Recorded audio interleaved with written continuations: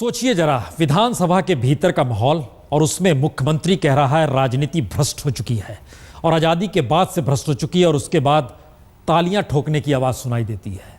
ये देश कहां जा रहा है, कैसे जा रहा है? और इन सब के बीच मनमोहन सिंह कल प्रेस कॉन्फ्रेंस कल सुबह 11 बजे करने जा रहे हैं।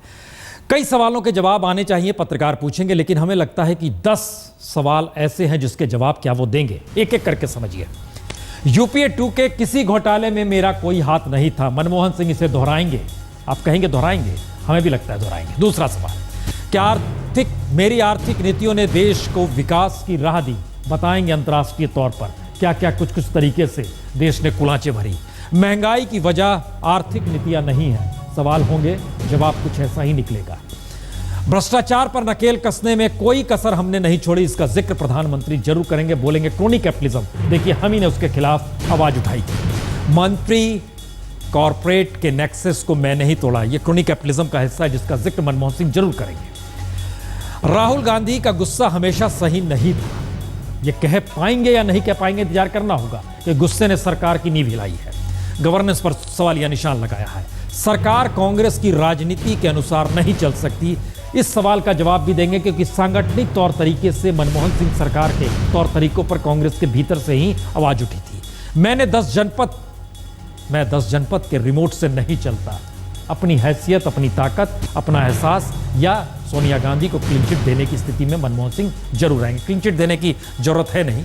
सीबीआई, सीएजी, सीवीसी स्वतंत्र है। सीबीआई तोता कहा गया। सीएजी पर सवाल कांग्रेस ने उठाया, दरअसल ये तो बीजेपी के लिए काम कर रही है और बीजेपी ने कहा सीबीआई कांग्रेस के लिए काम कर रही है और सरकार के लिए। सीवीसी की नियुक्ति को लेकर तक हंगामा मचा था। सारी संवैधानिक संस्थाएं हैं। राहुल नेतृत्व करे, मैं 2014 की रेस में नहीं हूं, ये बात क्या वो कल कह देंगे? इंतजार करना होगा, क्योंकि सबसे बड़ी बात यही है कि 2014 को लेकर क्या रास्ता बनेगा कौन। कई बहस लगातार हो रहे हैं कि दरअसल कांग्रेस चाहती है शिंदे आ जाए। अब शिंदे का नाम तो आ नहीं सकता, आदर्श घोटाले में मामला उलझ गया है। दरअसल 4 मौके ऐसे आए हैं, हमारे पास जो प्राइम मिनिस्टर ऑफिस का जो दस्तावेज है उसमें बताते हैं। यूपीए 2 में 20 मई 2009 जब वो मीडिया से मिले थे और उसमें सोनिया गांधी साथ थी, लेकिन 3 मौके ऐसे आए यूपीए 2 के दौर में, पूरे यूपीए 2 के दौर में सिर्फ 3 मौके आए। प्रधानमंत्री पत्रकारों से सीधे रूबरू दिल्ली में हुए। 6 सितंबर 2010 प्रिंट मीडिया यानी अखबारों के संपादकों से मिले। 26 फरवरी 2011 टेलीविजन के न्यूज चैनलों के संपादकों से मिले और 29 जून 2011 में 5 संपादकों से मिले थे। और अब कल पत्रकारों से जब मिलेंगे होगा क्या, रिपोर्ट देखिए। मनमोहन सिंह लगातार 10 बरस सत्ता संभालने के बाद तीसरी बार मनमोहन सिंह मैदान में कूदने की जगह क्या रिटायर होने का ऐलान करने वाले हैं? क्या मनमोहन सिंह अपने कमजोर नेतृत्व पर उठते सवालों का जवाब देने वाले हैं?